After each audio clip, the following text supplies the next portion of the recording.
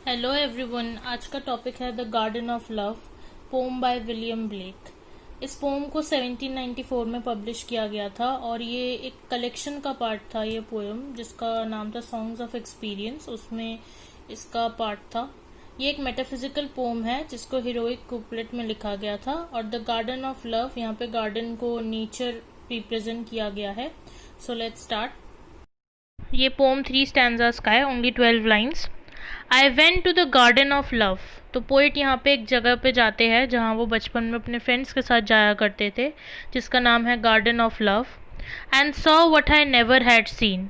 और वहाँ जाके उन्होंने कुछ ऐसा देखा जो उन्होंने पहले कभी नहीं देखा था। A chapel was built in the midst. तो वहाँ उस गार्डन ऑफ लव के बीचों बीच एक चैपल बना था। चैपल चर्च को बोलते हैं जहाँ क्रिश्चियंस जाते हैं। तो ऐसे ही गार्डन ऑफ लव के बीचों बीच एक चर्च बना था। तो पोएट बताते हैं कि गार्डन के बीचों बीच एक चैपल बना था जो पहले नहीं था, पर अब मुझे ये चैपल दिख रहा है।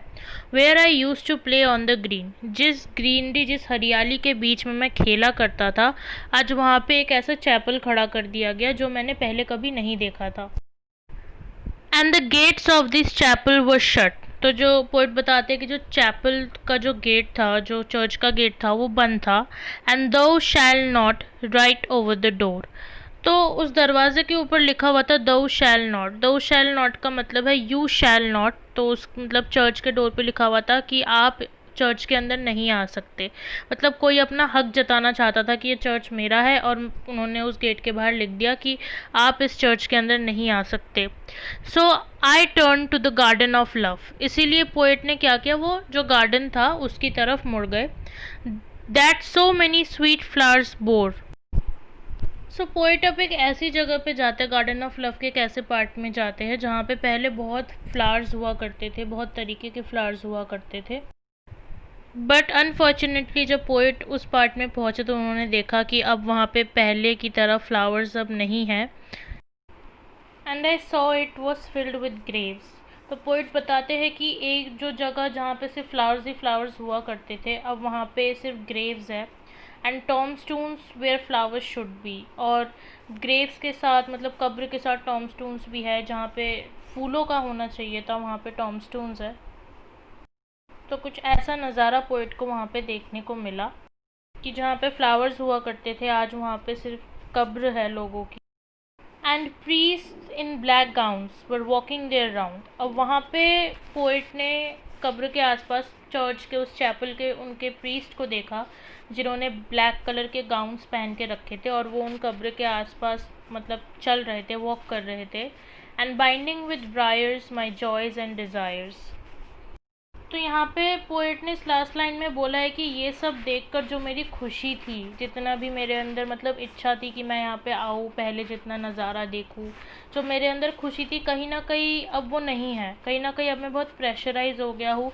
इन सब नज़ारे, मतलब जो भी मैंने देखा, इन सब चीज़ों ने मेरे को कहीं ना कहीं बांध दिया, मेरे को एकदम से घेर लिया है, मेरे दिमाग में बहुत प्रेशर डाल दिया है। अब मैं खुश नहीं हूँ, अब मेरे अंदर कोई डिज़ायर भी नहीं है, ना कोई जॉय है।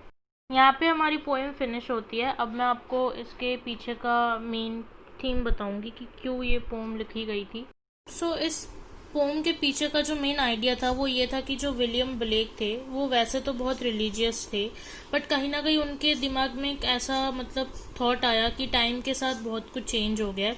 अब इंसान को फ्रीली, मतलब अपने फ्रीडम के साथ अपना रिलीजन फॉलो करने नहीं दिया जाता, रादर उनको प्रेशराइज किया जाता है, रूल्स रेस्ट्रिक्शंस चढ़ाए जाते हैं। कि वो मतलब बताना चाहते थे कि रिलीजन सिर्फ प्यार का होना चाहिए, कि प्यार से हो, आज़ादी मिले इंसान को अपना रिलीजन फॉलो करने की। ये नहीं कि आप रूल्स दे रहे हो, रेस्ट्रिक्शंस दे रहे हो, ऐसे नहीं वैसे।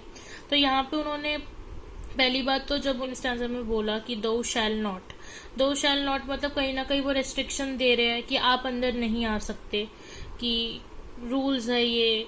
एंड लास्ट में उन्होंने कहा बाइंडिंग विद ब्रायर्स, कि एक टाइम पे जब लोग इतना खुश हुआ करते थे, मतलब प्यार से, फ्रीडम के साथ, तो हर तरफ हरियाली हुआ करती थी, हर तरफ फ्लावर्स थे, खुशियाँ थी। पर अब जब इतना मतलब रूल्स रेगुलेशंस रेस्ट्रिक्शंस हो गए हैं, तो सिर्फ अब वो फूल भी मतलब नहीं है वहाँ पे, सिर्फ वो टॉम स्टोन्स है, ग्रेव्स है लोगों की। तो रिलीजन होना चाहिए प्यार से लोगों को फॉलो करने देना चाहिए, फ्रीडम होना चाहिए, रूल्स एंड रिस्ट्रिक्शंस नहीं होना चाहिए। मोर ओवर लोगों को प्रेशराइज नहीं करना चाहिए किसी चीज़ के लिए अपने रिलीजन के बिहाफ में। आई होप आपको ये समझ में आ गया हो टॉपिक। Thank you.